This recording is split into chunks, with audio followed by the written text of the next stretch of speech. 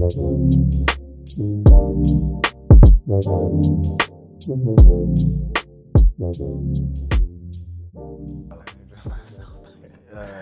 a Texas rapper.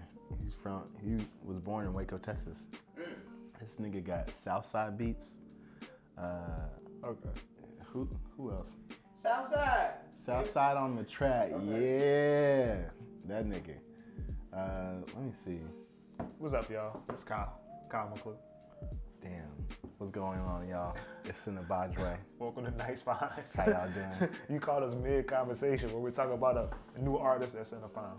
Dog, his name is Wacotron, and I hope I'm saying that correct because this nigga sound like a Optimus Prime Autobot, like Transformer type nigga. But this dude's raps are so hard, you know what I mean? Yeah. And the wild thing about it is that he's so relatively new, but at the same time, he has beats from Southside. He got features from G Herbo. Okay, nice. This man is like rapping his ass off, but I don't think a lot of people know about him.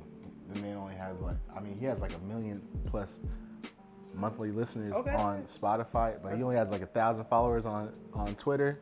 Oh, Twitter and IG? Yeah. On IG? I didn't check the IG, but new artist nonetheless. Everybody should check out. Right. His project is called Smokin' Texas. Okay.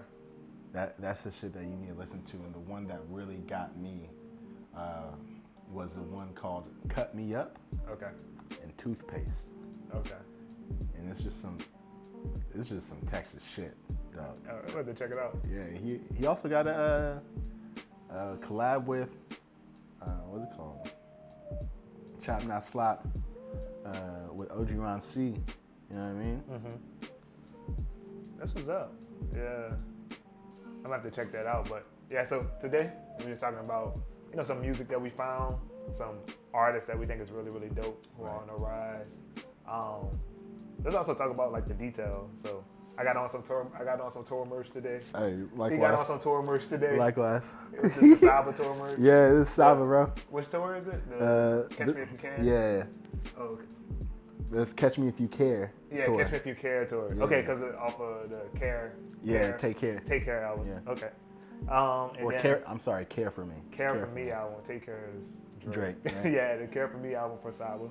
Then I got on. I recently went to the Blast show out here in Houston, so got my Blast merch. And shout out to Blast for this. Like, I went to the merch table and I was like, yeah, I'm gonna go get me a T-shirt, maybe a hoodie or something like that. And the lady behind the merch table was like, no, check this out. So if you guys know Blast, he has that sheesh that he says in all his songs. This guy he has a button. She was like, yo, check this out. Like, press the button. I was like, what? Press the button. So she was like, press the button. So I pressed it. Dog. I was like, yo, I need this. I feel like it's an auto body response whenever you hear sheesh. No, what's funny is like after the concert, we go outside and had like these people from Detroit. The reason why we know they was from Detroit because one of them yelled out, Detroit about to fuck shit up in Houston. They got on their cars and they was like on their cars dancing and like wilding in the middle of the street, like on the middle of like on the main road next to like House of Blues. And like everybody was just standing there recording them like, yo, what the fuck are y'all doing? And I told one of them, somebody else with, I told Nick and then I told Eureka. Yeah. I was like, yo, open that box for me.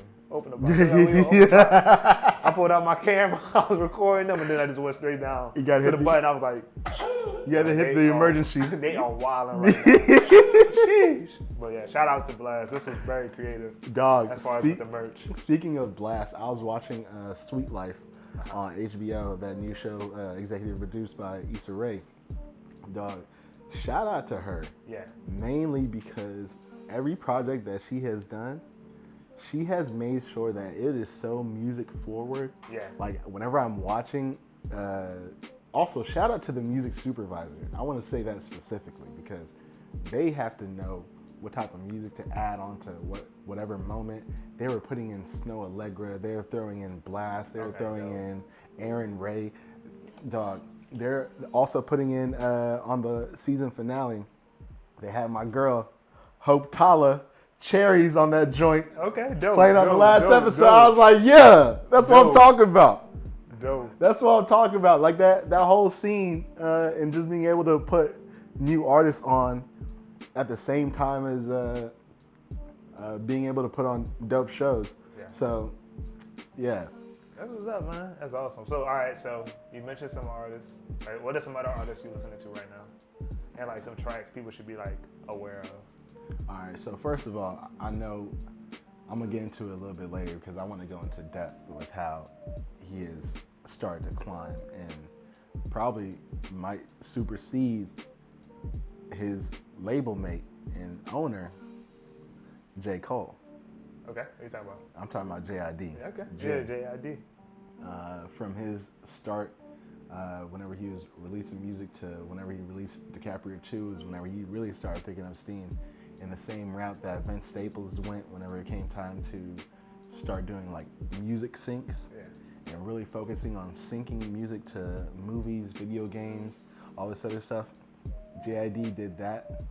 Then on top of that, getting together with Imagine Dragons, and now he was going on tour with Imagine Dragons, getting a wide variety of like audience bases that you can't technically get at just like rap concerts or rap festivals. Yeah.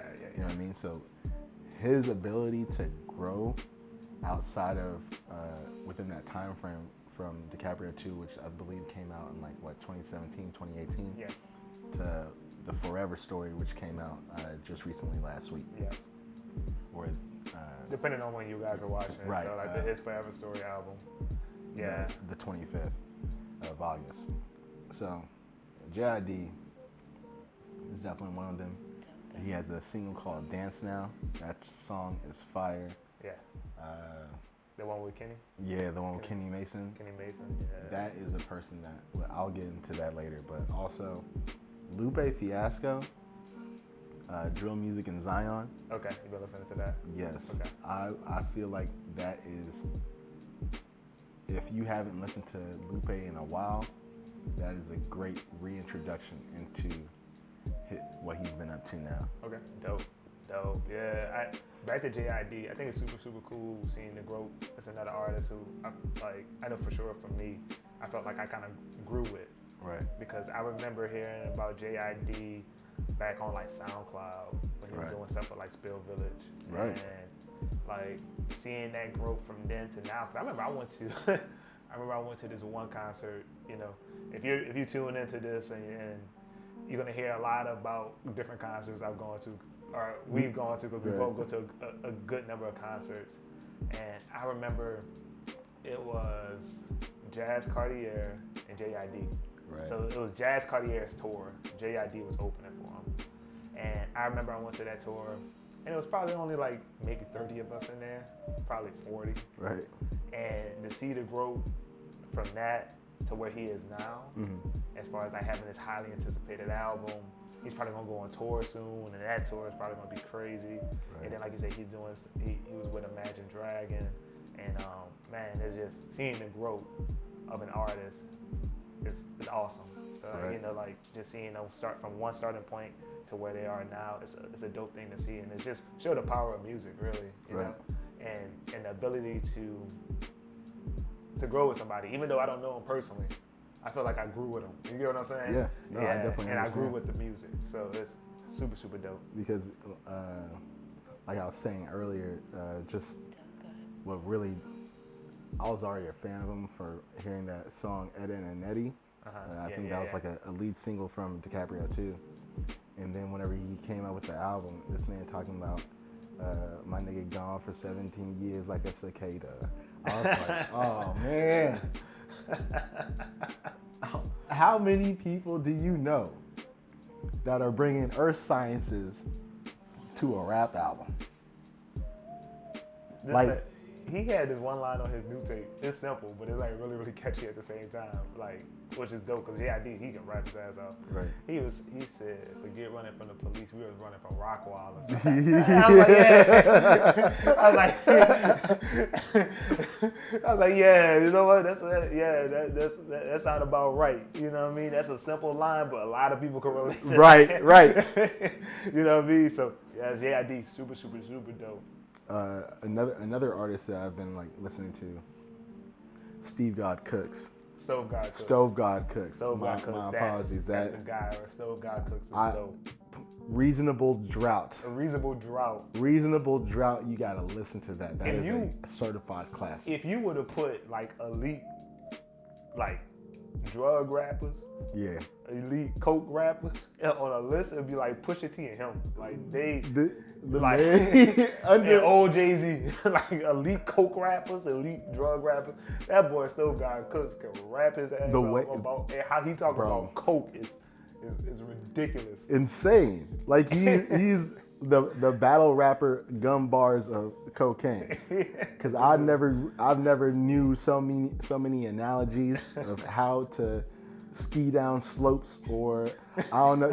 This man relating basketball to drug raps, or just I didn't know you could get tunnel vision on a stove. I ain't gonna lie. I know you could get tunnel vision on the stove. You focus on the whip. And this man is not talking about a car.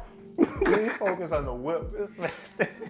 This man is elite to the point where, like, you know, like sometimes people will bring like gifts to like artists at the shows, or like, drawings and paintings, and like they had it. So Stove God Cooks opened up for Conway.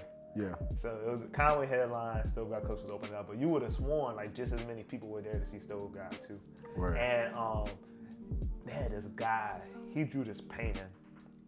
He had this painting of like, you know, like the Egyptian pharaohs, like the hieroglyphics, like in Egypt. I can already see dude did one for Stove God Cooks, and it was like Stove God, and then there was a stove, and then it was like crack. It was like crack. No, it was like coke. It was like a pound of coke. They had the stove. They had Stove God, and they had hieroglyphics in the middle, and it was like a combination. And you see, and like the dude on the hype man on stage saw that shit. He said, "Dog, this shit is amazing." He said, "You see, look, that's like Stove was rapping in the middle of his rap." He said, "You seen this shit? Like it was like a hieroglyphic. It was dope. Like they made Stove God look like a pharaoh, and like it had the stove, the coke, and there was heat coming from the stove. Like that bad boy was fire. Dope art, but like side note. That stuff was called. That shit was fire. I'm sorry." The dude in the middle of like his verse, like he rapping, and the dude was just so shocked by it. Bro, that's high art. He said, "Fat, you see this shit? This shit fire. You see that?" That is high-end art. You know what I mean? Like that takes conceptualizing on another level to turn this man into Egyptian pharaoh of the stove. Stove God Cooks. Stove God Cooks, but. So, anybody else? Yeah. You listening to me? So, I remember back in 2021 is whenever I really started paying attention to him, and he finally got something that like I could like show to people, because it's hard to like send people lead singles of somebody, especially if they're not really vibing with that type of style of music. But whenever this guy hopped onto LA Leakers and started freestyling, it changed how people saw him in general. And his name is Symba. Don't get it twisted like the lion. But that man is in a different league. You know what I mean? Just how he raps, the way he comes at bars, the way he's able to flow so effortlessly in and out of pockets. He just recently came out with a project. I'm trying to remember the name of it. So the project is called Don't Run From Rap, Don't Run From Rap. And so he's just been able to consistently make just dope music. Yeah. And there hasn't been one song where I've been like, or all right, maybe that was a fluke. Everything I hear from him has just been quality music, including the fact that now he's getting features from Pusha T, like I said, on Don't Run From Rap, he had features from. This is how certified this man is, because you don't get these type of features on a debut album. This bro had Ty Dolla $ign, 2 Chainz, OT Genesis, Moneybagg Yo, Justin LaBoy for some reason, Too Short. You know what I mean? This man has people behind him because they truly believe on his progress and his ability. Yeah, that's dope, man. Yeah, so I know, like on my end, as far as what I've been listening to, it's been kind of all over the board. Like, no lie, Bad Bunny concert is about to come up out here in Houston. I'm watching, so I listen to a lot of Bad Bunny. Benito, yes. but I know, like, as far as like hip hop side, I'm not gonna lie, I've been listening to a lot of trap. Doe Boy, I've been listening to a lot of Doe Boy. Doe Boy is dope. To show you, Doe Boy has this tape called Demons Are Us. Right. And I remember I was telling Symba about it, and Symba hit me up. He was like, bro, you got me listening to Demons Are Us on a Sunday. But that's how dope the tape is. Bro, and you are not lying, because the first song that you sent me, I was just like, all right, this man can rap. Oh, really? This man can rap for real, for real. You can rap for real, for real. And then I'll start listening to that Demons Are Us. I was like, this nigga got it. Yeah, man. So I've been listening to a lot. It's been interesting, like, how much trap I've been listening to. So, like, Doe Boy, Ride 49 out of New Orleans. Right. Yeet. You know, like, Ride 49, I've been listening to a good bit of him. ESTG. Right. ESTG, he got this Love Is Blind song that I like. Man, it just a lot of trap. And then on the other side of it, we listen to like a good little bit of like R&B and alternative. So Jenevieve, she released some new tracks, which are real dope. And you know we're a big fan of Jenevieve. Absolutely. And August 08, him as well. Like when he dropped that project with Janae, or well, he has one song with Janae. Right. But the project, because he's if you guys aren't familiar with August 08. Oh yeah, we should probably break that down. Yeah, he signed to Janae Aiko. That's like her first artist. Her new record label that she just started like a couple months ago. Yeah, so like he's dope. Listen to him. What type of music does he make? He's a singer, but it's interesting because it's a little bit of pop, a little bit of R&B, but then there's like some like feels of like country a little bit too. I remember his first tape I heard about him was called Emotional Cup. And I saw that title, I was like, yo, what am I in for? It was called Emotional Cup. And I was in for a treat. Like I was like, yo, what is this? And it was kind of like this guy talking about like a little bit of gangster. Right. A little gangster talk. It wasn't too much, a little bit if I can remember correctly. But it was like he has like such a strong voice. And it was kind of on the popish side, R&B side. Right. But he's super, super dope. And then let's see who else I've been listening to. I'm gonna pose a question. What's up? Back to the trap side of things. Okay. So 2 questions actually.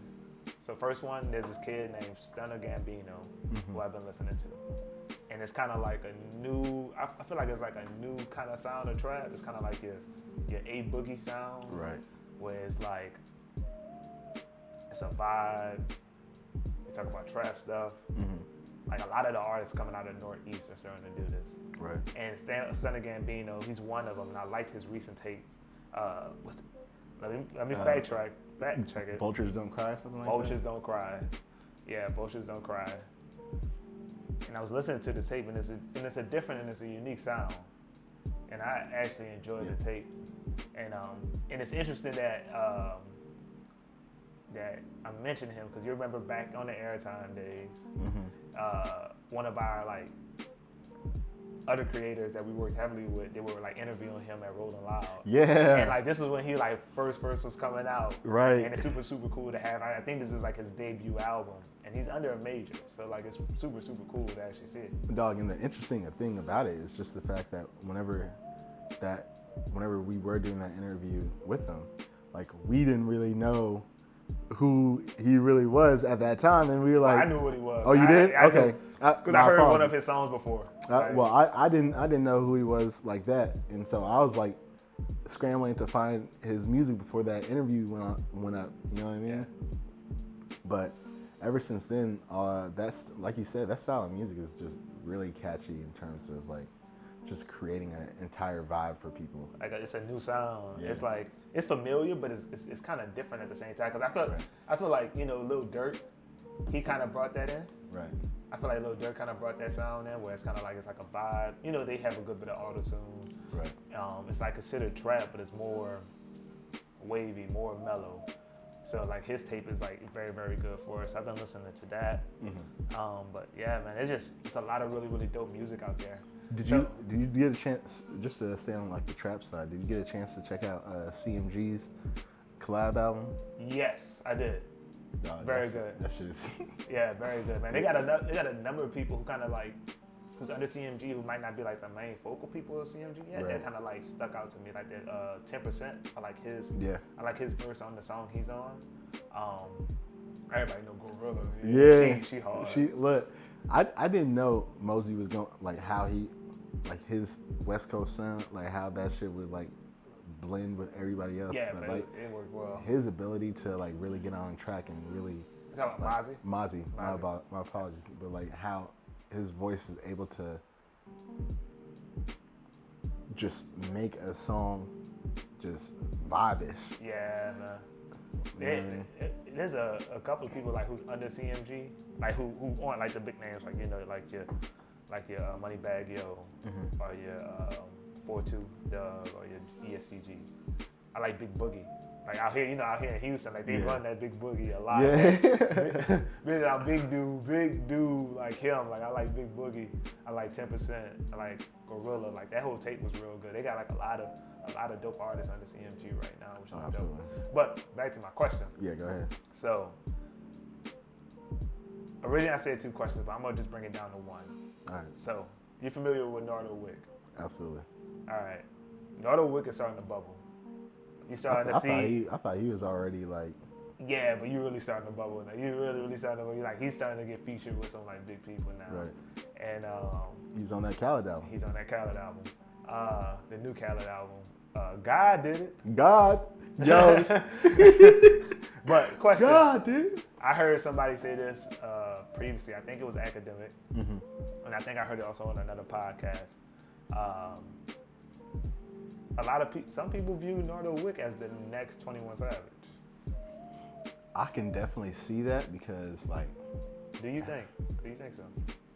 I don't think he's the next 21 Savage, mainly because just the way he raps, like, it's not anything similar to how 21 does. It's kind of similar to 21. Kind of. But like, what I really enjoy about Nardo is just the fact that he knows how to like start a rap, make it sound melodic, but it's all trap shit. It's all trap shit. Like this man talking about running in people's houses. This man talking about like that new off his deluxe album, that da joint. That shit is fucking hard. Yeah, my homie said that song. He's like, bro, this is the joint right here. And I was like, yeah, you're right, bro. Like Nardo was dope. I remember, and this is why I say he differs from 21, because 21, like his bars are like almost comedic in terms of like just like, damn, I can't believe this motherfucker just said that shit. Yeah, he'll say certain lines and like it's like catchy. It's like damn. It's like damn, yeah. Like If they make you say his ad lib, they make 21. Yeah. So like Nardo, the way I view him is the way I think he's more so along the lines of Future. And I'll explain that. Future came out with an interview a couple years back. The way he was talking about how he was writing his music and how he really broke through. He was like, yeah, I just really paid attention to lullabies. I paid attention to how those songs were catching people's attention. I started to boil it down of how I started to make my own raps. Okay. And so that's how you get that. Catch, you know what I mean? And all these memorable moments from Future in all his songs. I think Nardo is doing that same thing with his music. Okay. Like, Who Want the Smoke, you know what I mean? that other song he has with Future, as well as Da Da Da. You know what I mean? So that's why I think he's more along the lines of Future than he is 21 Savage. Okay, interesting. But I think we gave you guys a good list of like some dope artists, right? Some dope finds. Appreciate you guys tuning in. Once again, I'm Kyle McClue. My name is Symba. This is Nice Finds, presented by Mad Nice. We got our man. You know what I'm talking about, man? You already we got our producer, Retro Rue. You know what I'm talking about? The part-time player, full-time scholar. You know what I'm saying? Rue the revolutionary, Retro the debonair. You know what I'm talking about? Catch me on Instagram and the stars. And you know your bitch gonna stop and stare, and I don't care. And we're gonna have to get you on camera one of these days, bro. Y'all gotta understand, it is a process. It is a process, bro. Yeah, but we out. Appreciate y'all. Peace.